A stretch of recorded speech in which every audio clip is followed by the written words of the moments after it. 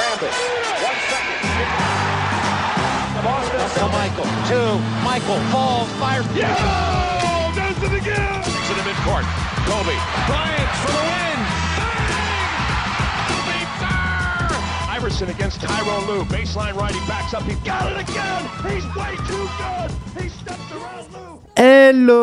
Hello, bonjour et bienvenue à tous pour l'épisode numéro 4 du Hoopcast, votre dose hebdomadaire de NBA. Alain Mattei au micro, toujours très heureux de vous retrouver comme tous les mercredis maintenant. À mes côtés, sur ma droite, toujours pour le blog areyoukkiddingme.com, Erwan Abotret. Salut Erwan. Salut Alain, ça va ça va très bien. À sa droite à lui et à ma gauche à moi, Monsieur Thomas Dufan. Salut Thomas. Salut Alain. Pour le blog areyoukkiddingme, également You avec un U, on vous le répète. À la technique, juste à côté de moi, c'est Camille Saraben. Salut Camille. Salut. Au programme cette semaine, les Lakers de retour dans le top 8 à l'ouest, les Knicks dans la galère à l'est, DeAndre Jordan qui fait le poster. Côté débat, on va parler des Nets, déception ou espoir pour l'avenir, ça va débattre sévère. Côté invité, on vous garde la surprise et puis on terminera par les tops et les flops de chacun et la rafale de questions. Encore un beau programme et c'est parti. And now, on with the show. Ils sont vivants, messieurs, les Lakers sont dans la course aux playoffs, ils sont même 8e à l'heure actuelle, juste devant Utah, 34 victoires, 31 défaites, 8 victoires sur leurs 10 derniers matchs, ils sont même à 9-2 depuis le All-Star Game. Ouais. Renouveau concrétisé par une victoire à Orlando mardi soir où Dwight Howard a sorti un 25 sur 39 au lancer franc. C'est plutôt pas mal. Messieurs, est-ce que c'est reparti pour les Lakers alors vous voulez commencer, on parle de qui d'abord, Kobe ou Dwight ? Dwight, c'est l'actu chaude. Ouais. Allez, Dwight, c'est l'actu chaude. Est-ce qu'il est en train de redevenir le Dwight Howard d'Orlando, ou en tout cas le bon Dwight Howard ? Alors, j'ai envie de te dire, c'est dommage qu'on la fasse le mercredi, l'émission. J'aurais aimé la faire vendredi au sortir du match entre Atlanta, ou peut-être samedi. Après le match contre Atlanta et Indiana, où il y aura un autre test que hier, face à Nikola Vucevic, qui est vite sorti du match en fait. Bon, qui est encore un joueur quand même de deuxième année, même s'il fait de belles choses. Ce soir déjà face à Horford, ça va être autre chose, et Zaza Pachulia qui va aussi lui mener la vie dure. Et puis face à Ibert et Mian Minmi, voire David West, voilà, ça va être des vrais tests, donc j'attends de voir quand même. Moi, faut quand même être positif, non ? 12,4 rebonds par match, 2,4 blocs, 11 matchs de suite à plus de 12 rebonds. C'est quand même pas mal, non, Thomas ? Le All-Star Game lui a fait du bien. Il l'a dit dans ses récentes interviews. J'ai pris conscience de quelque chose, voilà, j'ai décidé de changer d'attitude et on le ressent tout de suite sur le terrain. C'est ça le plus important, c'est peut-être ça, donc qu'il ait compris son rôle au final. Il a dit, donc tu parlais de ses déclarations, regardez Kobe va faire de moi un meilleur individu et un meilleur joueur. C'est ce qu'il a déclaré à ESPN. Donc c'est vrai qu'on sent qu'il a trouvé son rôle, c'était peut-être ça aussi, c'est souvent ça l'important dans une équipe qui gagne, non ? De savoir qui fait quoi. Bah ça, je pense qu'il est arrivé un petit peu sans savoir pourquoi et comment. Son rôle n'avait pas été défini en fait. C'est ça. Mais même lui, je pense qu'il était arrivé un petit peu en touriste à Los Angeles. Ça s'est tout de suite senti avec des grands sourires, alors que le bateau Lakers ne cessait de couler. Lui, il n'avait pas l'air vraiment concerné. On le sent plus concerné. Maintenant, il a quand même encore toujours ses lacunes dans le jeu. Voilà, c'est mieux dans l'attitude. Il faut que ça se concrétise aussi par le terrain. Bon, hier à Orlando, c'est un petit peu une parodie avec ses 39 chances de lancer franc avec du Hack Dwight qui ressemble un peu à rien. Voilà, j'attends de voir vraiment par la suite, mais il y a du mieux, on peut que dire ça. Quand on les regarde, on a quand même plus, alors un peu moins en tout cas, au début de la saison, on savait pas qui faisait quoi, si c'était Nash qui devait faire ceci, si c'était Gasol qui devait faire cela. Là, quand on les regarde, on a quand même plus l'impression, c'est l'équipe de Kobe et Dwight. Bah, ça devient et cohérent. Autour, voilà, ça devient cohérent. Ça. Complètement. Tu parles de Dwight a trouvé son rôle, je suis pas sûr. Je pense qu'il fait du Dwight Howard, il prend des rebonds comme on lui demande de faire. Voilà, beaucoup de alley-oop, beaucoup de dunks, des paniers faciles. Voilà, Kobe le met dans les bonnes dispositions pour faire le taf. Hier soir notamment, où il a beaucoup servi. Hier soir contre Orlando, faut pas en parler, il faut plutôt parler des matchs d'avant. Voilà, moi j'aime bien ce qu'ils font aujourd'hui. Et puis voilà, on l'a dit, c'est cohérent. Steve Nash a un rôle complètement différent qu'il a eu pendant toute sa carrière. Aujourd'hui, il shoot, c'est un shooter. Dès qu'il est tout seul, il le met dedans. Mike D'Antoni l'a dit, c'est un des meilleurs shooters de l'histoire et il est en train de le prouver ces derniers temps. Kobe Bryant, t'en as parlé, exceptionnel ces dernières semaines. Les tirs à 3 points pour sauver le match contre Toronto, c'était surréaliste. C'est incroyable, honnêtement. Qu'on aime pas Kobe, voilà, il est touché par la grâce, clairement. Et c'est chaque fois dans les dernières minutes, il a ce truc en plus. Alors, même si aujourd'hui, LeBron est certainement peut-être un meilleur base, plus complet, plus physique qu'on peut. Mais là, dans les dernières secondes, ça lui appartient. Et on l'a vu contre Toronto, c'est tout simplement incroyable ce qu'il a fait, Kobe. 33 points, 8,8 passes, 5,8 rebonds par match la semaine dernière. Il joue juste. Je pense que c'est ça aussi. Il a alterné cette année peut-être entre le mode je distribue, le mode je prends le match à mon compte. Là, il fait vraiment ce qu'il faut quand il faut, on a l'impression. C'est ça, il était un peu dans les extrêmes. On l'a vu très scoreur au début. Au milieu, très passeur, ce qui nous a tous étonnés. C'était un peu un flop d'ailleurs, c'était un peu bizarre, mais ça a compté dans le renouveau des Lakers. Aujourd'hui, il score beaucoup, surtout dans les derniers instants. Mais surtout, il fait des passes. Quand il faut, il fait des passes, il prend des rebonds. On voit un Kobe très complet, on voit un Kobe MVP. Il est à sa meilleure adresse, alors on va y venir un peu. Je sens que tu teases la course au MVP. Non, mais c'est vrai qu'en plus, il a son meilleur pourcentage d'adresse en carrière, hein, je crois, sur cette saison. Bon, c'est pas très élevé, ça. C'est du 45%. 47. Quand on prend les tirs qu'il prend, voilà, c'est énorme. Il n'y a pas de tir facile. D'ailleurs, je lisais ça, alors c'était Jason Whitlock, un journaliste de Fox Sports, qui disait que justement, Kobe était en train peut-être de gagner un côté, sympathique, parce que justement, il devient vraiment héroïque par le fait qu'il porte cette équipe qui a quasiment moins de chances de gagner qu'avant. C'est-à-dire qu'ils sont pas en mode, ils ont quasiment pas de chance de gagner le titre. En tout cas, on leur en donne moins et tout ça. Mais voilà, Kobe joue juste. Il est en train justement d'être touché par la grâce, comme tu disais. Mais il est en train de faire en fait. Il est en train de faire. Des fois, il lui arrive sur des matchs de shooter autant que ce qu'il a fait tout au long de sa carrière. Mais c'est la manière. C'est les moments où il le fait. C'est le moment juste, le moment clé qui fait ça. Et on n'a plus l'impression qu'il force pour ses stats. On a l'impression qu'aujourd'hui, il score pour que son équipe aille mieux. Et c'est ce que certains lui reprochaient par le passé. Et c'est ça qui fait qu'aujourd'hui, Kobe regagne forcément un petit peu de ça, un crédit sympathie aux yeux du public, parce qu'on a l'impression qu'il se bat pour ses Lakers. Et on n'avait pas cette impression-là avant. C'était ce que j'essayais d'expliquer, mais c'était cette impression-là qu'il se bat vraiment pour cette équipe, pour les tirer, même s'il a déjà des titres, même s'il a déjà des stats. Et comme tu dis, qu'il se bat vraiment plus pour ses stats, mais pour cette équipe, quoi. Et c'est vrai qu'il est en train de passer une dimension à ce niveau-là. Niveau problème, il y en a toujours quand même, vous en parliez brièvement, la défense notamment. Oui. Ça par contre, ils n'ont pas encore réglé leurs problèmes défensifs. Je pense qu'ils ne le régleront jamais. Sur cette saison, je ne vois pas comment ils peuvent les régler, à moins d'une match-up un petit peu avec ce que faisait Dallas quand ils ont été champions NBA, une espèce de zone match-up bizarre avec des tiroirs en se passant des joueurs. Anthony n'est vraiment pas un coach défensif, je ne le vois pas inventer une défense collective tout d'un coup. Et le problème aux Lakers, c'est qu'il y a McD'Antoni qui n'est pas du tout axé là-dessus. Il persiste à rester en homme-homme, et tant qu'il y aura homme-homme, avec Steve Nash, il y aura forcément des trous. Bon, après il gagne des matchs. Donc voilà. Ils gagnent des matchs, mais pas contre des gros. C'est peut-être aussi le problème. Calendrier favorable. Leur dernière défaite, c'est Thunder, Clippers, Heat, Nuggets. Donc ils gagnent pas encore contre les gros. Ils sont à 0-10 contre le top 8 de le top 5. Oui, mais sauf qu'on avait vu c'était un 0-10 avec des Lakers moribonds. Bon, à part le dernier contre KC où ils se sont fait littéralement défoncer, il faut le dire.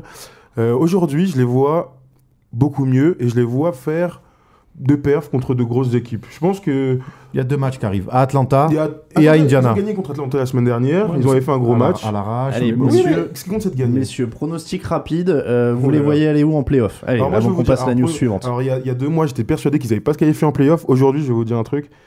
Ils vont être 6e de la conférence. Ils vont passer Houston. Ils vont passer Golden State. Je vous le dis. Et alors après... Et ensuite, Kobe va nous sortir des playoffs d'anthologie, je vous le dis. Moi, je vais être un peu plus raisonnable. Je les vois finir 8e. Je les vois taper San Antonio. Parce que San Antonio, avec les Danny Green et tout, moi, j'y crois pas du tout. Je sais que c'est des joueurs en playoff. Quand ça va se durcir, ça va être compliqué. Je les vois faire une demi-finale de conférence. Allez. Bon, moi je vais dire 2e tour, je vais pas me mouiller des masses, mais... Vous avez raison, soyez raisonnable. 2e tour. On passe à une équipe au destin inversé. Eux, ils avaient très bien commencé la saison, et maintenant c'est la galère. Est-ce qu'on balance directement la marche funèbre ou pas? On va parler des Knicks. Bon, on va pas en arriver là tout de suite. Dans le premier Hoopcast, on se demandait si les Knicks étaient des prétendants au titre. Ça, c'était il y a 3 semaines.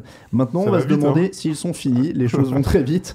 Ça va très mal à New York. Défaite 92-63 contre les Warriors cette semaine. Amare Stoudemire opéré de l'autre genou. Anthony gêné par son propre genou à lui. Il hésite à le faire drainer.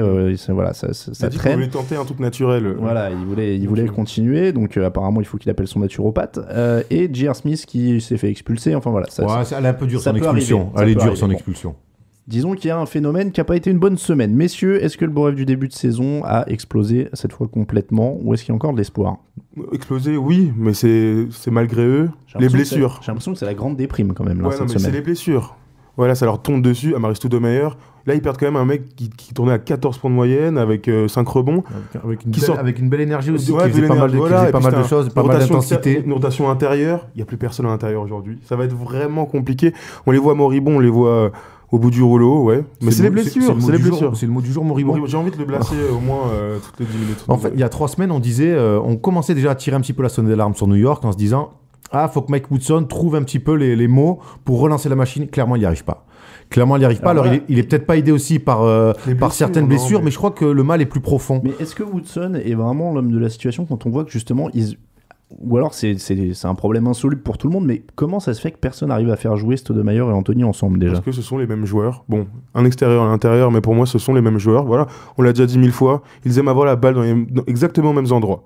Donc, à partir de ça, c'est vraiment compliqué. Il y a un coach qui pourrait trouver un moyen de les faire jouer ensemble quand même. Sûrement, mais moi, l'image, ce qui caractérise le plus la crise à New York, c'est Jason Kidd. En début d'année, Jason Kidd, il brillait pas forcément au niveau des points, mais il apportait une justesse. Il mettait des tirs à des moments clés. Il mettait la balle là où il fallait. On le sentait parler à tout le monde. Il emmenait tout le monde avec lui. Et là, on disait, oui, effectivement, maintenant, New York, avec Jason Kidd, il y a l'expérience. Aujourd'hui, Jason Kidd, je sais pas si vous l'avez vu jouer dernièrement, il est ouvert à 3 points, il envoie des bricasses. Attention les yeux, il peut plus défendre. Il est au bout du rouleau et je crois qu'il symbolise un petit peu l'image de cette équipe. Ils n'y sont plus. Il ne fait plus jouer Chris Copeland. Il ne fait plus jouer Chris Copeland, qui avait été très bon. Donc Mike Woodson aussi s'entête un petit peu dans son coaching à vouloir absolument donner toutes les clés à Carmelo Anthony. Et je crois qu'il s'entête et qu'il perd clairement le contrôle de l'équipe. Ils ont perdu un peu cet effet vieux. Tu parlais de Jason Kidd, il n'y a plus donc Wallace, bon ça fait longtemps, mais il n'y a plus Wallace qui apportait ces petits éclairs, cette bonne humeur, ce petit entrain qu'il y avait en début de saison. Prigioni s'essouffle. Il est rookie en même temps. Il est rookie, ouais. Il est rookie de 35 ans. Bon, il a dit qu'il n'excluait pas d'ailleurs de retourner en Espagne à la fin de l'année. Mais c'est vrai que bon, c'est un peu moribond. Kenyon Martin amène un petit peu de sauce, un petit peu d'énergie. Mais c'est pas assez, quoi. Bon, on peut pas construire autour de ça, quoi. Moi qui étais défenseur de la cause new-yorkaise pendant le débat du premier numéro, c'est vrai que je commence à être inquiet aussi. Le dernier espoir, ce serait vraiment qu'ils aient un gros coup de chaud pendant les playoffs, mais là ça commence vraiment à être très probable. Ça va être vraiment compliqué. Moi je vous dis, les blessures, voilà. Quand Carmelo Anthony joue à 75%, que voulez-vous qu'il fasse? Amaris Stoudemire a apporté une vraie plus-value et ils ne l'ont plus. Et Jason Kidd, tu parlais de Jason Kidd, moi j'ai l'impression qu'il a le syndrome du joueur qui, comme ses stats et son influence dans le jeu sont en berne, il ne va plus parler aux autres et il ne se sent plus légitime pour le faire. Moi, je trouve que les blessures, c'est une fausse excuse, donc forcément, ça les aide pas. Mais je crois que, regarde, à San Antonio, avec les blessures, ils arrivent quand même à taper OKC chez eux. Je crois que New York est retombé dans ses travers et en proposant le jeu qu'ils proposent, ils s'en sortent pas tout simplement. Les blessures sont arrivées en plus, donc c'est pour ça qu'on a cet effet cassure et on est en fin de cycle. Mais avant tout, c'est dans ce qu'ils proposent sur le terrain et dans le jeu, il y a quelque chose qui tourne pas rond. Allez, passons à des choses plus joyeuses, messieurs. Tiens, je vous balance une petite actu qui n'était pas prévue au programme entre les deux. Le Spurs Thunder de cette semaine. Victoire des Spurs sans Tony Parker. Des leçons à en tirer ou pas? Ou alors c'est un match de saison régulière comme un autre? C'est un match de saison régulière, mais il y a quand même des leçons à en tirer. Moi, j'ai vu le match. Il y avait plus 10 pour OKC et tout d'un coup, ils se sont pris un 25-4. J'avais rarement vu ça. Westbrook était complètement la rue, ça par contre on l'avait déjà vu, mais voilà, j'ai senti une force collective, ça a commencé à balancer dans tous les sens. Danny Green, le mec que t'aimes pas du tout, moi il m'a... Tu sens que c'est une craquette, moi je pense, c'est un bon joueur, ils ont tous un an de plus, alors pourquoi pas? Est-ce que les Spurs n'ont pas montré que justement en attaquant un peu à l'intérieur le Thunder, parce que Splitter s'est régalé? Oui, ça par contre c'est fou. Splitter s'est régalé, il est tout le temps en bout de chaîne, il est bien dans les espaces, quand il y a des aides pour se montrer dans les espaces, c'est Duncan surtout qui leur a fait énormément de mal en poste bas. C'est clair que quand le gros Perk est sur le banc, pour défendre sur le poste 5, Ibaka il aime pas ça, on peut dire ce qu'on veut, il peut jouer les durs, à mettre des coups et tout, mais il aime pas ça défendre dans le 1 contre 1, et plus, voilà, comme disait Thomas, dans les aides et les seconds rideaux. C'est peut-être, effectivement, on a peut-être vu le point faible de... J'avais dit la semaine dernière qu'au final, je m'inquiétais pas pour eux à ce niveau-là parce que la ligue avait changé, mais c'est vrai que les Spurs ont peut-être montré que, en appuyant... un problème défensif, en attaque c'est différent. Non, en attaque c'est différent, mais c'est vrai qu'en défense... Ils ont Perkins, ils l'ont pris pour ça aussi, et voilà, là c'est vrai qu'il était beaucoup sur le banc, ce qui était un peu bizarre. Après, Westbrook pète les plombs, donc là on voit bien qu'il est capable... Sur le 25-4, là c'était aberrant. La saison régulière. Bon. Voilà. C'est pour ça que je voulais vous poser la question très brièvement. Passons à la dernière actu de la semaine, et c'est Showtime.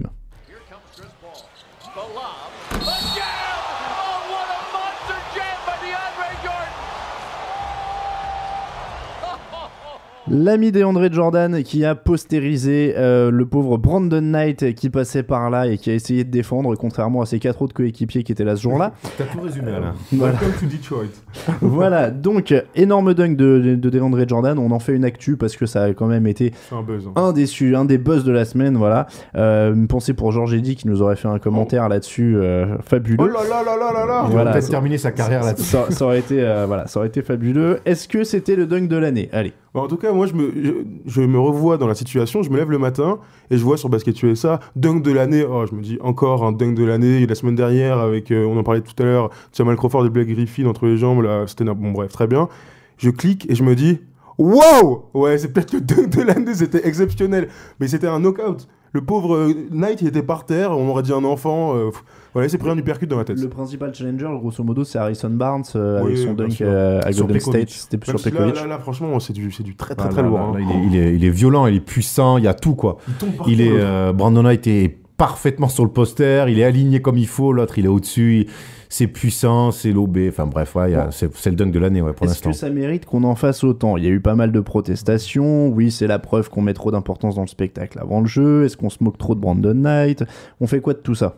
On a le droit, on en parle trop, on en parle Faut pas en parler, assez. ça. Non, mais il faut en parler. Après, moi, je trouve qu'il faut remettre les choses à leur place. Que les adolescents, dans la cour de 3e, ils s'en fassent toute une histoire en disant « Ah, c'est hyper génial !» que je comprends. Maintenant, alors ça fait un peu rabat-joie, mais que les adultes, on remette les choses à leur place. Les Clippers, pour l'instant, ils n'ont rien gagné.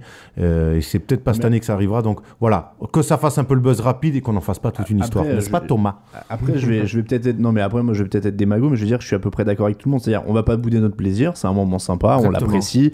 Mais après, bon, on peut s'enthousiasmer. C'est vrai que comme dit Thomas, tu le vois. Moi, j'ai pas crié, mais je suis resté justement scotché. C'était l'inverse. J'ai fait ah ouais. Mais pareil, en voyant le truc dunk de l'année et tout ça, tu te dis ouais, encore un. Bon, c'est vrai que bon, c'est énorme.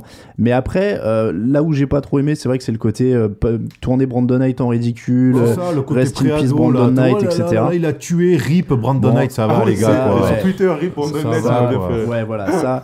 À la limite, le gars se serait C'était écarté, vraiment on l'aurait marrant. engueulé aussi. C'est plus valeureux d'y aller et d'essayer de contrer. Donc à ce niveau-là, c'est plus à son honneur. En plus, il réagit avec humour sur Twitter. C'est ça.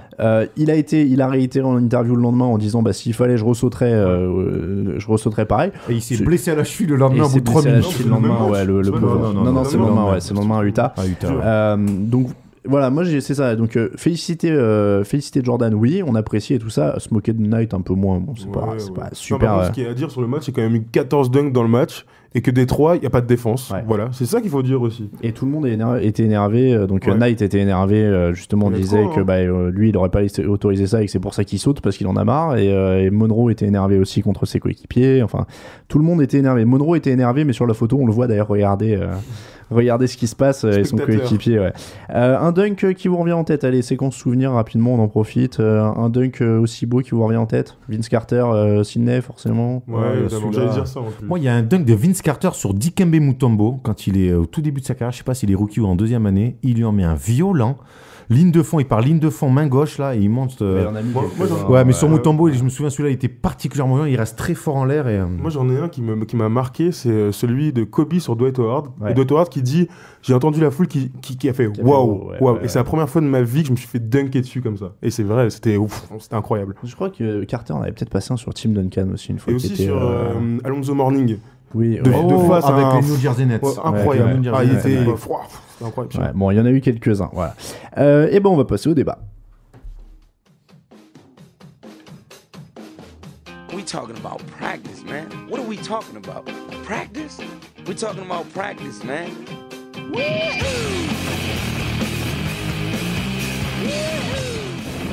And this fall, I'm going to take my talents to South Beach and join the Miami Heat. Ball fight. Tonight was a ball fight, man.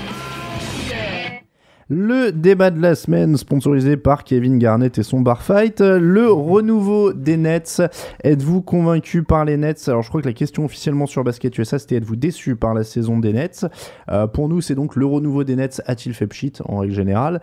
Messieurs, nouvelle salle, nouvelle ville, gros recrutement, propriétaire ambitieux. L'arrivée à Brooklyn, donc c'était censé marquer un renouveau pour les Nets. Finalement, il ne semble pas pouvoir inquiéter, jouer le titre en tout cas cette année.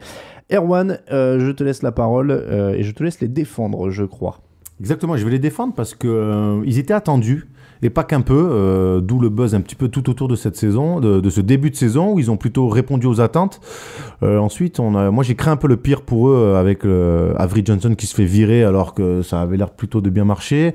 Ils prennent PJ Carlesimo, ils sont un petit peu dans le cul, ils étaient un petit peu dans le creux avant qu'Avery Johnson se fasse virer. Et puis ils sont revenus petit à petit.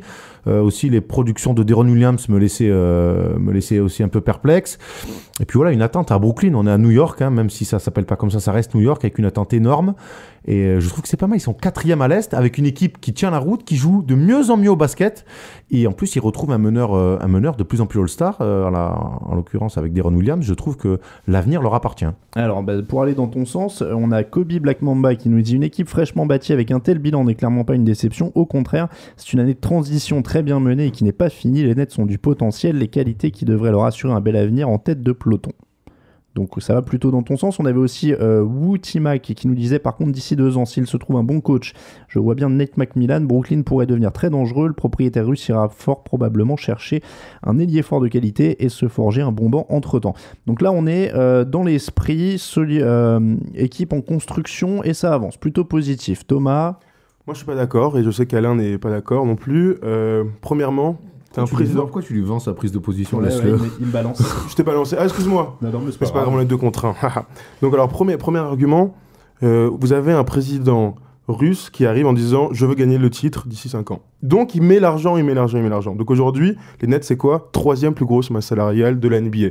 Pour quel résultat? 9e au classement global de la NBA. Rien que ça. J'ai un peu de mal. Ok, c'est une équipe toute neuve. Ok, je veux bien, c'est des arguments qui se tiennent. Mais j'attends un peu plus. Moi, pour aller dans ce sens-là, je comptais garder ça pour la fin, mais aujourd'hui, on a par exemple Bill Simmons d'ESPN qui adore comparer Mikhail Prokhorov à Mark Cuban. Et c'est vrai que je trouve qu'il doit peut-être faire le même apprentissage, c'est-à-dire que l'argent achète pas tout et savoir le dépenser intelligemment plutôt que de le dépenser en masse. Ça rappelle un peu l'époque où Cuban arrosait des Keith Van Horn, des Ralph Lafrenz, etc. Keith Van Horn, super fort, arrête. Ouais, non, plus à cette époque-là. Ils ont déjà, tu parlais de la masse salariale, 85 millions pour l'an prochain, 76 millions pour 2014-2015 qui sont bloqués sur Williams, Joe Johnson, Gerald Wallace, Brook Lopez. Et pour moi, c'est pas des joueurs. Alors, ce sont des bons joueurs. Et alors, on avait un témoignage dans ce sens d'ailleurs qui était de ce match. Je vais reprendre d'ailleurs son argument. Pour moi, D. Will et Joe Johnson ne seront jamais plus que 2 super joueurs qui n'ont jamais atteint et n'atteindront jamais le titre de véritables leaders dans le jeu, malgré ce que leur salaire peut nous faire penser. Néanmoins, le collectif qui les entoure est de très bonne qualité et peut très bien permettre à l'équipe de faire de bons playoffs sans pour autant inquiéter réellement Miami, malheureusement. Donc voilà, moi, je serais aussi dans cette idée-là, au sens que ils ont des bons joueurs, mais c'est des salaires bloqués. Pour moi, Joe Johnson, le contrat était pourri dès le jour où il l'a signé. Sauf pour lui. Hein. Voilà, sauf pour lui. Mais je veux dire, il devait sauter dessus le jour où on lui a proposé. Il a dû faire une fête. Il sortait quand même de playoffs où il s'était fait dézinguer par Orlando, je crois, à coup de 30 ou 40 points par match. Il était à 30% d'adresse, 15 points sur la série ou une horreur.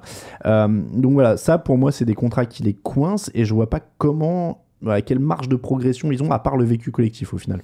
Mais il y a un truc qu'on oublie, c'est que Deron Williams, il y a quand même 3 ou 4 ans, alors ça va peut-être faire sauter certains, c'était le meilleur meneur NBA. C'est vrai. Donc, c'est vrai. Et moi aujourd'hui, je trouve que depuis le All-Star Game, déjà, il est quasiment à 23, 24 points par match. Si Deron Williams redevient le meneur qu'il a été à Utah, le meneur qu'il peut et qu'il doit être, avec Brook Lopez, qui est pas un bon joueur, Brook Lopez, qui est un pivot dominant en NBA, s'ils arrivent à... Pour moi, un pivot qui prend pas de rebond. Ouais, non, mais ça, non, on va pas refaire le débat. Non, un ça, par qui contre, prend pas de rebond parce qu'il y a des mecs comme Gerald Wallace, quand glane énormément pour un poste 3, un poste 4 qui prend aussi beaucoup de rebonds.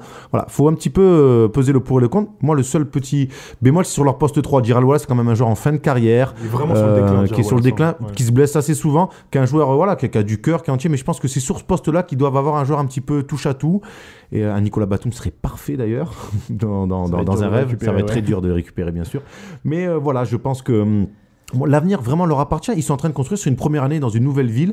Et je trouve que c'est pas si mal. Et s'ils arrivent en plus, je vais te dire, à passer un tour de play-off, au moins à faire une demi-finale de conf plutôt sympa. Voilà, je pense que c'est en play-off qu'on se construit et j'attends de voir les prochaines pierres qui seront très importantes en play-off. Et alors, Deron Williams, le franchise player, toi tu y crois? Ouais, j'y crois. Alors, au bout d'un moment, il va falloir choisir qui est le franchise player. Ça ne peut que être Deron Williams. Ah, ça peut pas être Joe Johnson. Hein. Joe Johnson, c'est un très bon joueur, on l'a vu. Il peut faire gagner des matchs. Il va faire gagner des matchs. Oui. Il est vraiment clutch. Mais maintenant, c'est un débat qu'on a un peu comme avec Miami et avec Dwayne Wade et LeBron James. C'est un peu le chacun leur tour. Même si le LeBron James et Bonnet sont quand même beaucoup plus forts que les deux. Sans comparer poste pour poste, en disant qu'il y a deux mecs très forts. Et bon, ok, alors Deron Williams a plus peut-être l'aura sur tout un match, mais on sait que Joe Johnson peut faire gagner des matchs dans les dernières secondes. On l'a vu cette année. Moi, si je te pose la question, c'est justement parce que j'y crois pas. Je pense pas qu'il ait cette aura de leader qui peut porter une franchise. Deron Williams. Ouais, je vois. Alors, est-ce que justement, il avait quand même emmené Utah en finale de conf, alors qu'après, au bout de 2 ou 3 ans à Utah, il a ça en lui. Après, il s'est un peu perdu à New Jersey chez les Nets. Avec Carlos Boozer à Utah, ok. Alors du calme. Il s'est quand même un peu plaint. Il était un peu en surpoids. Il a fait sa diva. Il a quand même fait un peu sa diva. Moi, c'est ça qui m'embête. Et l'autre chose qui m'embête, c'est que c'est une ligue de meneurs. Il y a énormément de meneurs de qualité, mais aujourd'hui, tu gagnes pas un titre sur un meneur, quoi. C'est un LeBron James, t'as encore un intérieur sur les équipes d'avant, et je vois pas qui les fait gagner en dehors de Deron Williams. Déjà, ils ont au basket, c'est un peu à l'ancienne, et en NBA c'est de moins en moins, mais ils ont un axe 1-5. Ce qui est un axe fort, avec quand même Brook Lopez qui a été All-Star, même si c'était au rabais avec la blessure de Rondo, et Deron Williams qui a souvent été All-Star, même si cette année il a raté. Derrière, tu as Joe Johnson en poste 2. On le met pas comme un leader pour aller dans ton sens, mais on le met simplement comme un poste 2 qui peut scorer, qui peut mettre 20 points, qui peut surtout être un clutch. Après, je vous dis, il leur manque un petit peu ce poste 3, et sur le poste 4, avec entre Reggie Evans, André Bledsoe, Chris Humphries qui risque de partir, je pense, quand même à l'intersaison. Marshawn Brooks qui évolue, voilà, je te dis, j'espère vraiment pour eux qu'ils vont faire quelques tours en play-off. Non mais sur le papier, tu as raison. Tu as entièrement raison, c'est une équipe très solide. Le problème, c'est sur le terrain. Je vais te couper, justement, on parle de l'effectif. Les avis diffèrent. On a Jello Biafra qui nous dit 2 arrières sur courant alternatif, un bon ailier défenseur au shoot suspect, un power forward sur côté et un centre qui ne prend pas de rebond.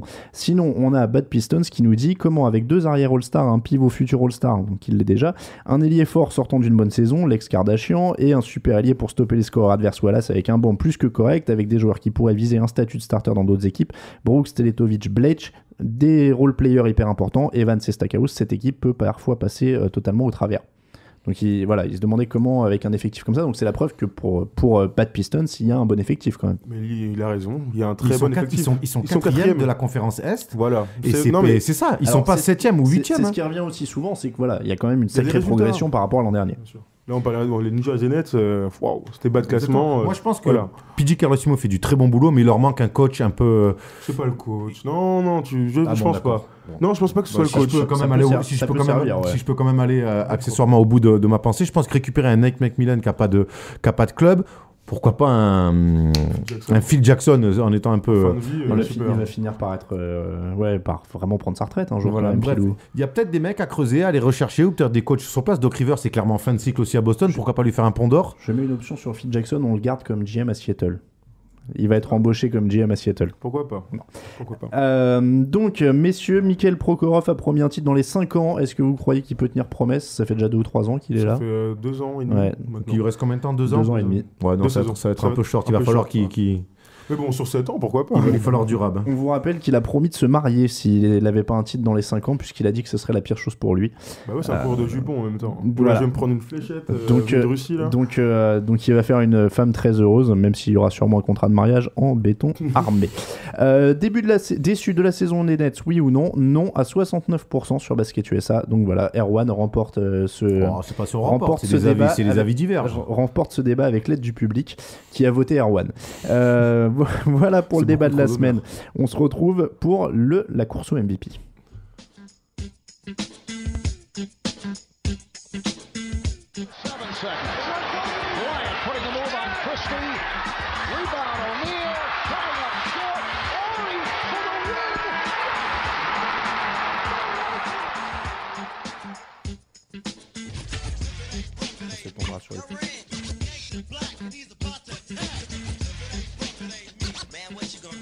C'est l'heure de la course au MVP. Il s'est passé tellement de choses ces dernières semaines qu'on s'est dit qu'il était temps de refaire un point sur cette course qu'on avait fait dans le premier numéro du Hopcast.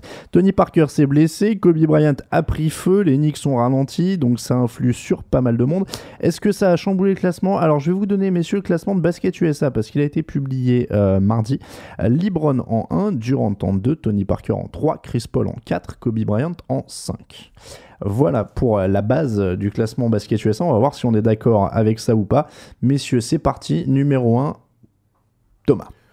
Bon, LeBron James, évidemment, il sera MVP à la fin de la saison, c'est tout ce qu'on peut dire. C'est qui, le 4e? Ouais, le 4e. Ils sont quoi, 19 là ce soir? 19 victoires d'affilée.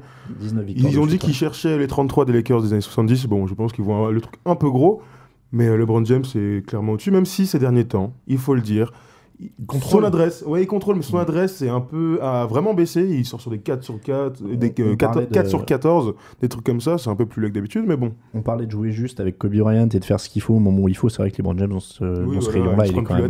Il laisse couler complètement et ça enchaîne. Et puis il est superbement secondé par Dwayne Wade. Oui, Dwayne Wade qui fait une depuis super un saison, mois là. On va en parler. Qui est le joueur de la semaine 25 écoulé points, 7 rebonds, 7 passes, c'est incroyable. pour la conférence Est. Donc Dwayne Wade n'est pas enterré. Il est enterré tous les ans depuis 2-3 ans et puis finalement il est toujours là. Erwan, ton numéro 1. Kevin Durant. Kevin Durant, on parlait la semaine. On a une surprise. On parlait la semaine dernière du Thunder qui m'avait laissé une forte impression avant d'aller à San Antonio. Mais voilà, ils sont allés gagner des gros matchs et puis voilà, il dégage quelque chose, une puissance, une aisance, puis il est élégant à voir jouer, puis il est fort quoi. Tout simplement, il est très fort. Je vais balancer ma question sur Kevin Durant que je gardais pour le moment où j'allais parler de lui, mais est-ce que c'est une attitude de MVP déjà de pas prendre le match à son compte? Comment il laisse 28 shoots à Russell Westbrook contre les Spurs? C'est ma question. C'est une bonne question. Je pense que c'est compliqué à gérer. Le Westbrook, je pense qu'il faut le prendre avec des pincettes. Et il n'y arrive peut-être pas encore.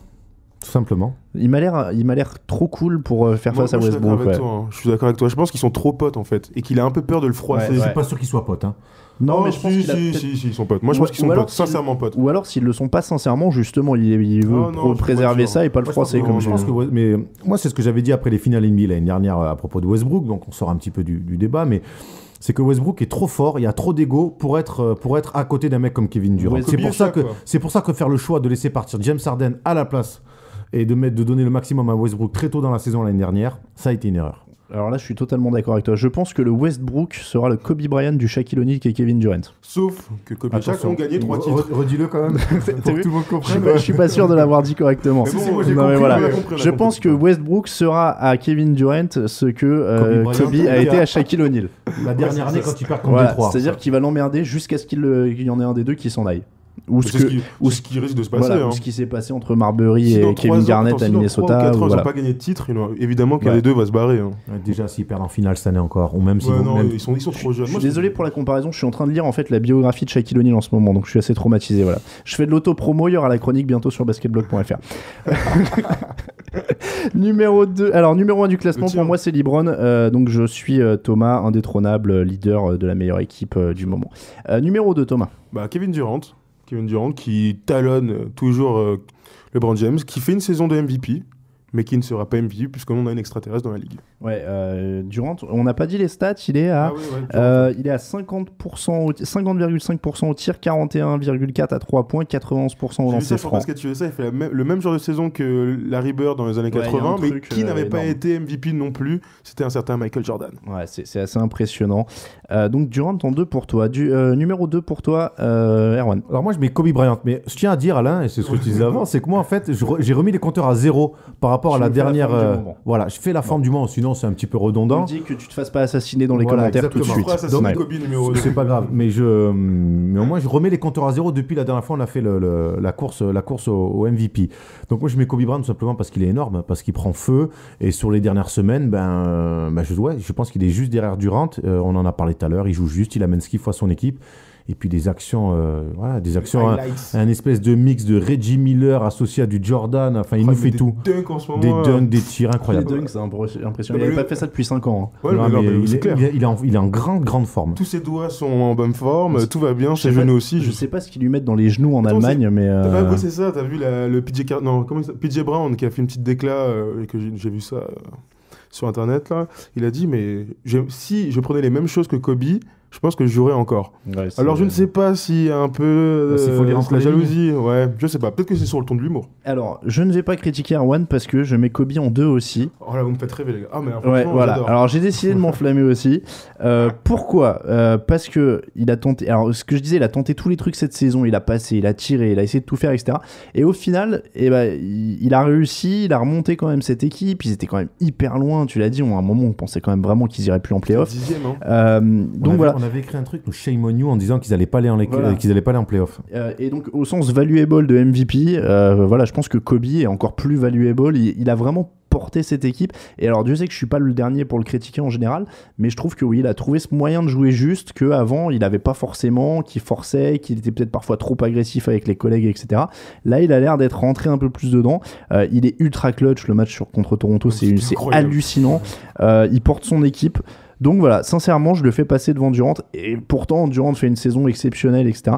Mais je me dis que Kobe porte cette équipe à lui-même. Et rien que pour la garantie qu'il avait fait, on ira en play-off et qu'il arrive à la tenir. Je trouve que c'est Kobe. Vous pensez que c'était quoi? Évidemment qu'il allait amener son truc. C'est quand même sévèrement. C'est quand même. Les garanties, c'est la classe, on va dire. Tu vois, quand tu l'as fait, et quand tu annonces un truc et que tu le fais. Respect, ça mérite ma deuxième place pour l'instant. Numéro 3 maintenant. Moi, je garde mon Tony Parker. Je garde mon Tony Parker parce que vous avez parlé de Kobe. Moi, je pense qu'aujourd'hui, encore, Tony Parker est juste derrière les deux gros, là. Et j'espère qu'il sera dans le top 5 à la fin de la saison, malgré ce mois de... Enfin, ces quelques semaines d'arrêt. Donc Tony P devant Kobe. Chauvin. Allez, troisième, on en est à 3, hein, ouais. Troisième, Erwan. Donc moi, pas de Tony Parker, hein, forcément, puisqu'il est blessé, donc dans mon classement, il est dans ma tête, il est pas parti, il fait pas partie des prétendants. LeBron James, même s'il a un petit peu baissé le pied sur ses derniers matts, il est quand même... pas dans le top 3. Non, là, quand même. Non, mais voilà, il fait partie, il fait gagner son équipe, ils sont à 19 victoires d'affilée. Là, il est un petit peu décéléré sur les deux derniers matchs. Mais une foule de mails sur le blog si tu n'avais pas mis les points dans le top 3. Allez, on va enchaîner, messieurs. Numéro donc 3 pour moi, Kevin Durant, avec toutes les qualités dont on a parlé. Et puis voilà, ce problème que je le trouve trop gentil, c'est pour ça même que je l'ai mis en dessous de Kobe aussi. Voilà, il n'est pas assez leader pour moi. Faut qu'il mette un coup de boule à Westbrook, qu'il l'étale sur le banc et qu'il aille prendre le ballon pour finir le match dans ces moments-là. Mais les 27 shoots que Westbrook prend, alors que Durant en prend une quinzaine, je crois, il y a quand même un truc assez étrange. Quatrième, Thomas. Moi, c'est Kobe, mon MVP depuis le All-Star Game. Si la saison avait commencé au All-Star Game, il serait MVP en fin de saison. Allez, on va enchaîner numéro 4 pour Erwan. Alors, pareil, je vais pas expliquer chaque fois. Dwayne Wade, qui depuis un mois, vraiment, il est énorme, il est au relais, il a une adresse incroyable lui aussi. On retrouve Dwayne Wade, en fait. Ouais, il est toujours dans l'ombre de LeBron, mais alors, si on s'attarde un petit peu sur ses stats... je crois que la série de 19 victoires d'affilée, il est pas tout à fait innocent. Et donc pour toi, Miami a 2 des meilleurs joueurs de la ligue dans le top 4, donc tu comprends pourquoi ils enchaînent. J'en ai bien peur. Tony Parker en 4 pour moi, donc blessé, mais bon, il reste meneur de la meilleure équipe. Apparemment, en plus, il guérit vite, donc on pourra peut-être le revoir pas trop tard. Ce serait une bonne nouvelle. Numéro 5, Thomas. Chris Paul qui revient bien avec son équipe, même si on a beaucoup parlé. Il y a beaucoup de hype autour de Chris Paul et des Clippers. Mais je pense qu'il fait quand même une saison d'MVP. Et il mériterait d'être, pas d'être dans le journal, mais d'être dans le top 5 à la fin. Dans le journal? Non, vous voyez pas la chanson là? Il mériterait d'être dans le journal, d'accord. D'accord. Pas mal. Vas-y, tu peux la mettre. Voilà, tu as mérité ton set trombone. On l'a pas sorti en 4 émissions, il fallait qu'il arrive à point. Donc numéro 5 pour toi, Erwan. Alors moi je mets Deron Williams, qui depuis l'All-Star Game tourne à 24 points par match. Son équipe qui était passée 6 ou 7e à l'Est est remontée 4e, derrière ce trio de tête très dur, même si New York, attention sur la fin. Deron Williams, on retrouve le bon Deron Williams. Il a été archi clutch dans des galères, dans des salles un peu pourries. Et il y retrouve de l'adresse, il retrouve de la passe, il est devenu un leader. Voilà, moi je le mets dans mon top 5 du moment. Chris Paul en 5 pour moi. Pareil sur l'aspect valuable pour les Clippers, s'ils font pas grand chose sans lui. Donc ça complète mon top 5. On rappelle les top 5 de chacun. Allez, Thomas, donc ça faisait LeBron, Durant, Parker, Bryant, Paul. Erwan. Kevin Durant, Kobe Bryant, LeBron James, Dwayne Wade, Deron Williams. Et donc pour moi, ça faisait, j'ai dit LeBron, Kobe, Durant, Parker et Chris Paul. Voilà pour la course au MVP. Shaq, let's just say Snake bit your mom right up here. Would you be willing to suck the venom out to win the title? No, but I will with your wife.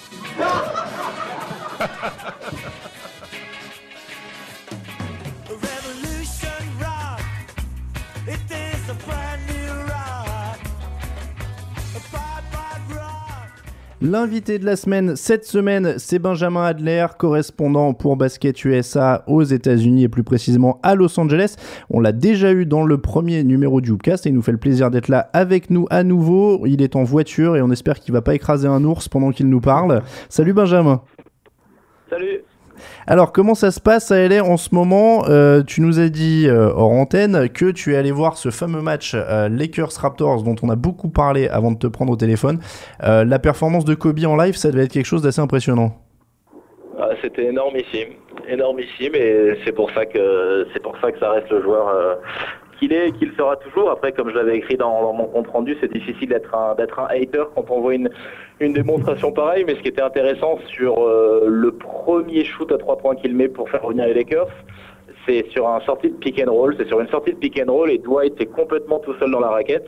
Et il le boycotte pour se retrouver avec un shoot casse-croûte sur 2 défenseurs. Alors il le met, c'est génial, ça rentre. Mais s'il le met pas, ça relançait toute une polémique avec une défaite qui aurait fait très mal. Donc voilà, c'est un peu l'histoire de toute une carrière, je dirais. Justement, Benjamin, comment t'expliques que les Lakers, qui sont en mission pour les playoffs, arrivent à se mettre autant dans la difficulté face à une équipe comme Toronto qui a vraiment plus grand-chose à jouer? Primo, Toronto a fait un super match. Collectivement, c'est une très belle équipe. Secondo, les Lakers n'ont aucune marge d'erreur. Ça veut dire qu'ils sont sur la corde de raid tout le temps, et que même quand ils vont prendre un tout petit peu d'avance derrière, ils n'ont pas du tout le banc pour assurer. Donc voilà, quand on a une rotation à 8, c'est compliqué. Quand Jamison ne rentre pas ses shoots, vu que Jamison ne prend que des shoots à 3 points, ceux d'Anthony, et que Johnny Mix ne peut faire que ça aussi, quand ça rentre pas, la fameuse seconde unit, elle apporte zéro valeur ajoutée, donc on remet des titulaires, et voilà, donc c'est-à-dire que cette équipe a aucune marge d'erreur, une marge de progression très limitée, donc voilà, elle est sur la corde raide en permanence, et voilà. Mais ce qui est inquiétant, c'est que 139 lancers francs obtenus à Orlando et sans Kobe à 41 points, cette équipe, elle peut aujourd'hui perdre contre Toronto et Orlando, ce qui pour moi n'est pas de bon présage avant les playoffs. Tu parlais de polémique qui était jamais loin. L'ambiance, elle se calme pas entre Kobe et Dwight?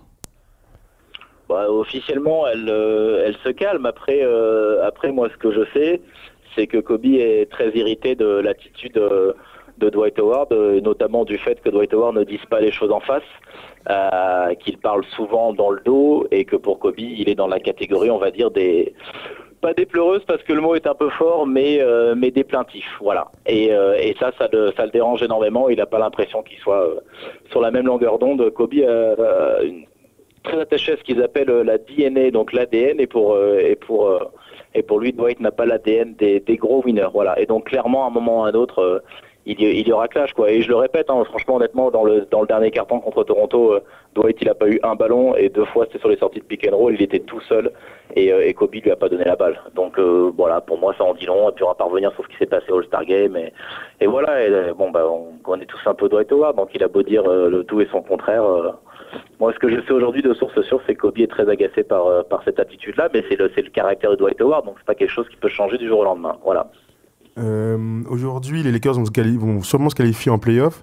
Comment les gens à Los Angeles, est-ce que les gens à Los Angeles pensent qu'ils vont gagner le titre? Est-ce qu'il y a une vraie attente là-dessus? Non, aucune.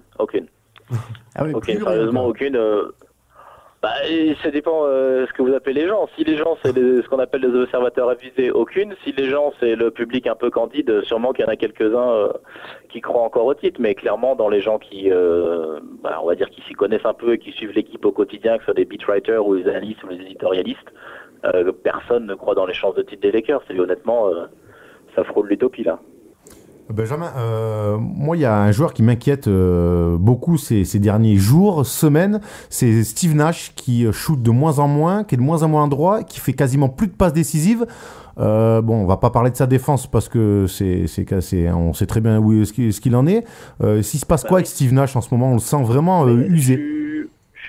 Je suis un peu surpris parce qu'il a quand même mis dans le dernier match, il a mis 10 points dans le 3e quart-temps contre Chicago, il termine à 16, donc il a été vraiment sur les 2-3 derniers matchs, moi je l'ai senti vraiment, je le sens moins saignant, même au niveau de l'adresse. Il a jamais été aussi à droite toute sa carrière, mais évidemment il prend moins de shoot qu'il a moins de raid. J'ai mal posé ma question. Ouais, sur le dernier match, mais je suis un peu gêné parce que à part le match contre Orlando, je trouve qu'au contraire j'avais l'impression que moi il est moins passeur, un petit peu. Pardon? Il est moins passeur, mais évidemment qu'il est moins passeur, mais 3/4 du temps c'est Kobe qui monte la balle sur le côté droit, donc il fait. Et je veux dire, le match contre Toronto à un moment, c'est Kobe qui fait 2 passes décisives de suite pour Steve Nash à 3 points. Donc les rôles sont inversés. Moi je suis hyper sceptique sur l'utilisation de Steve Nash par Mike D'Antoni. Après sur sur la performance de Steve Nash, je trouve qu'au contraire, il est beaucoup plus saignant que dans un passé récent. Je trouve qu'il apporte beaucoup plus, mais après, il monte très rarement la balle, et franchement, quand il la monte, il pourrait faire ce qu'un meneur moyen de NBA peut faire. Je veux dire, aujourd'hui, quand il monte la balle, il apporte pas plus que Ramon Sessions fait la saison passée, clairement. Donc moi, c'est l'utilisation qui est faite de Steve Nash par Mike Anthony qui me laisse perplexe, plus que les performances du joueur lui-même. Elle-même, pardon. Alors, l'entente cordiale, grosso modo, ce que tu nous disais chez les Lakers pour le moment. Chez les Clippers, ça se passe sûrement mieux quand même au niveau de l'ambiance ça changera pas jusqu'à la fin de la saison. C'est un vestiaire exceptionnel, franchement. Parce que tu ressens vraiment une camaraderie entre tout le monde ou enfin c'est... C'est plus qu'une camaraderie, c'est vraiment c'est une immense famille, et moi pour en discuter souvent avec Ronny Turiaf off the record comme on dit dans le jargon, c'est vraiment une ambiance rare. Déjà il y a les enfants, il y a les jumeaux de Matt Barnes et Chris Junior qui sont tout le temps à leur vestiaire. Et ça discute, et ça papote, et ça chambre, et ça rigole. Quasiment tout, au moins la moitié des joueurs vont au restaurant ensemble après le match. Beaucoup prennent des petits déjeuners de lendemain de match ensemble avant les entraînements ou déjeuner après les entraînements. Et voilà, c'est le jour et la nuit avec le vestiaire des Lakers. Alors le vestiaire des Lakers, c'est pas non plus, c'est pas le western, hein, personne se tire dans les pattes. Mais il y a pas l'union, il y a pas la camaraderie. Qu'il y a dans le vestiaire des Clippers, que ce soit avant le match, ils sont souvent très détendus. Et puis voilà, bon après ils ont ce qu'on dit des bons gars. Hein, voilà, un mec comme Jamal Crawford et humainement c'est une paire, il est toujours souriant, toujours disponible. Donc voilà, donc il n'y a pas de brebis galeuse dans le comportement. Et voilà, et c'est un vestiaire exceptionnel. Franchement, honnêtement, j'ai pas 20 ans de vestiaire NBA derrière moi, donc je vais pas dire que j'ai jamais vu ça, mais en tout cas, je pense honnêtement, et pour en avoir discuté avec Ronny, c'est rare un vestiaire pareil. Mais pour avoir lu une interview de Michael Gilabal cette semaine dans un hebdomadaire, c'est pas partout pareil. Hein. Pardon ?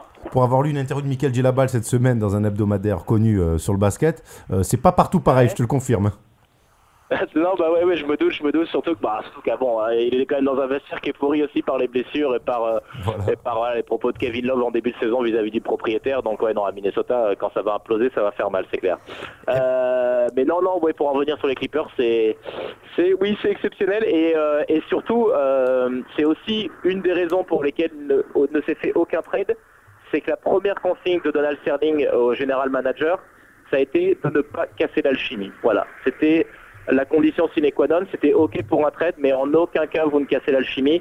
Et donc clairement, le front office a décidé de ne pas prendre de risques et de respecter les consignes du propriétaire. Voilà. Et quand Donald Sterling dit ça, alors que c'est quand même le premier à virer les joueurs et à se débarrasser des coachs, ça en dit long quand même. Eh ben, merci beaucoup Benjamin pour ces précieuses infos. Ça fait du bien d'avoir l'avis de quelqu'un quand même qui côtoie, sur place, ouais. qui côtoie les gens sur place, donc ça donne quand même un vrai feeling de ce qui se passe. Merci beaucoup Benjamin, on va te laisser rouler au milieu des ours.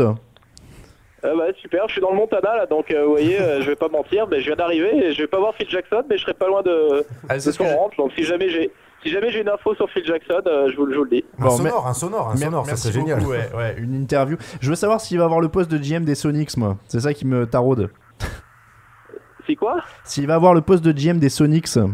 Apparemment, écoute, faut que t'appelles à San Francisco, hein. C'est dans la Bay Area que ça se joue cette histoire, donc et puis peut-être à New York, parce que si les Kings restent à Sacramento, Seattle, ça sera automatiquement une extension, donc c'est pas gagné cette histoire, ça va être un dossier intéressant à suivre, parce que franchement Kevin Johnson lâche rien, et moi j'aime beaucoup Sacramento, c'est une petite ville que j'aime bien, et j'ai pas du tout envie qu'ils perdent leurs Kings, parce que ils ont que ça, et que ça me ferait mal, voilà.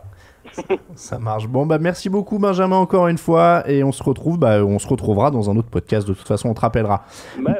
J'en profite pour dire que j'ai donc fait une très belle interview avec Ronny Turiaf hier, une interview à questionnaire de Proust, hein, comme dirait Fabrice Auclair. Et voilà, un site été, et ça sera bientôt en ligne sur Basket USA, et j'en profite pour faire la pub parce que c'était une vraie belle interview, comme on n'en fait que rarement, dans un décor assez intimiste, puisque j'étais carrément chez lui. Voilà, donc c'était génial. Et on manquera pas ça. Merci beaucoup Benjamin. Allez, je vous en prie, au revoir. Salut. Bonne soirée. Salut. Ciao. Merci à Benjamin donc pour cette interview. Nous, on passe à la dernière partie de l'émission.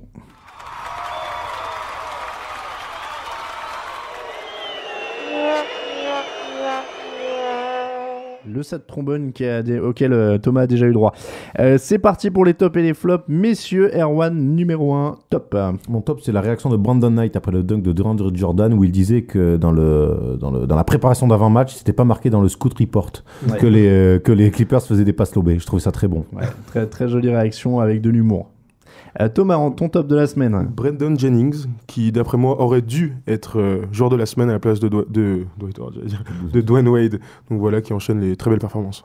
Et qui donc va peut-être décrocher un gros contrat. On va reparler de Brandon Jennings dans la rafale de questions, je vous tease.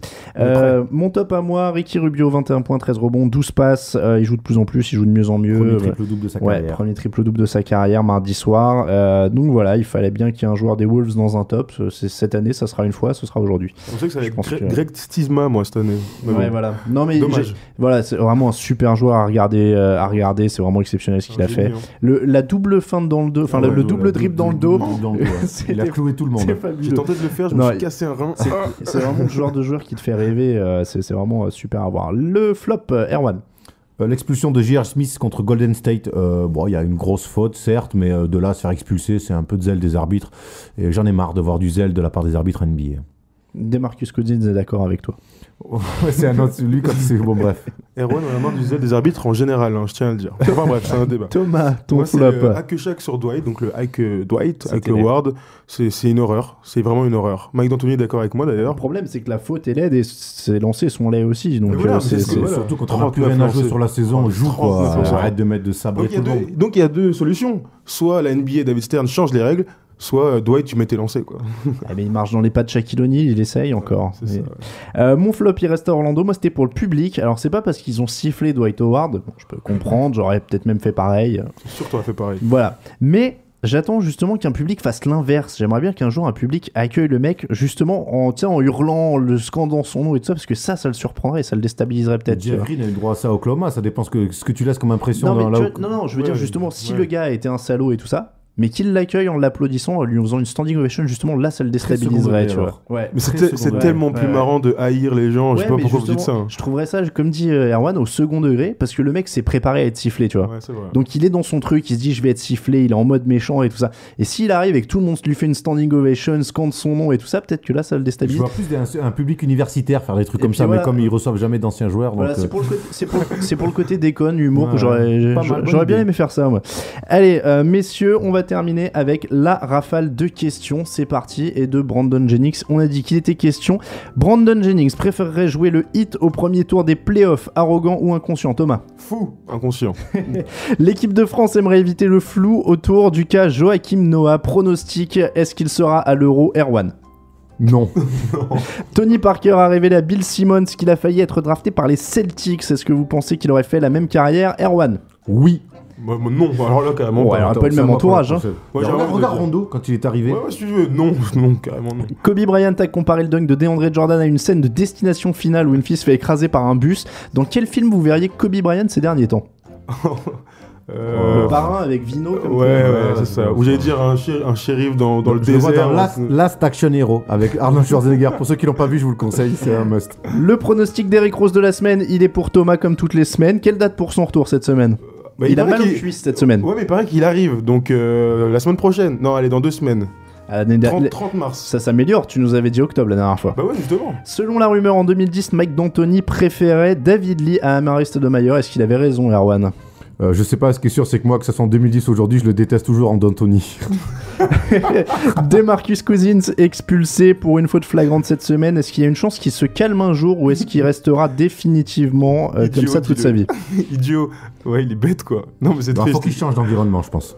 Ouais, c'est ça. Faut qu'il change de cerveau, surtout. Faut qu'il aille à Boston, quoi, avec Kevin Garnett. Un peu au cours des cours d'été, puis un peu, puis il change d'équipe. Il a fait la fac, vous vous rendez compte? À Boston avec Garnett au début, et une fois que Garnett part, il s'entretue avec Rondo, quoi. Et puis enfin, le Jazz a coupé Radjabel juste à temps pour qu'il ne puisse pas jouer les playoffs, Kuba ou pas, Thomas. Sympa les Jazz, Kuba, c'est clair. C'était, ouais, mais en même temps, le problème, c'est que sinon, il partait chez les Lakers, qui sont un adversaire direct. Pas très jazzy comme attitude. Pas très jazzy. Oh non, elle est dure. Oh non. Attends, moi je la méritais autant celle-là. J'ai été un peu dur sur celui-là. C'était parce que j'étais content de ressortir mon petit son. Voilà. Des sons pour nous saucer aussi, parce que là, il en a qu'un en fait, il casse tout le temps. Tu sais. C'est ça. Non, j'en ai d'autres. Mais heureusement que j'ai pas le bouton dessus. Hein, je vous en garde un peu, parce que sinon j'avais ça aussi, mais ça, ce sera pour plus tard. Allez, messieurs, c'est comme ça que se termine l'épisode numéro 4 du Hoopcast. Merci à vous de nous avoir suivis. On le rappelle, le Hoopcast, c'est tous les mercredis. C'est en ligne sur Basket USA et sur iTunes. N'hésitez pas à laisser des notes et des commentaires encore sur iTunes pour nous faire monter. On était, je crois, 4e au général la semaine dernière. Merci à vous. Et premier podcast sport sur iTunes. Donc encore merci à vous. Et n'hésitez pas à continuer. Parlez-en à vos amis. Erwan, tu as 2 personnes ou une personne à saluer avant de partir? Ils sont toujours 2 cette semaine. C'est Stacy Augmente, Elastic Man, et Brian Reeves alias Big Country. Voilà qui est fait pour les dédicaces. Merci Erwan Abotrette, merci Thomas Dufont. On rappelle que vous les retrouvez donc sur areyoukiddingme.com, nos 2 compères.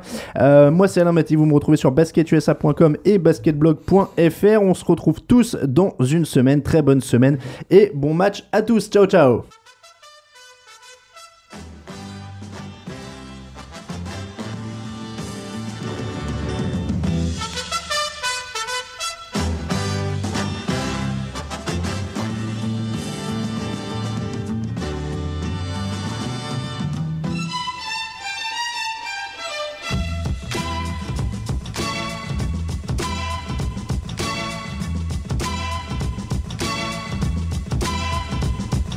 Spuscă mă iubești, ți-am spus că te iubesc și fiecare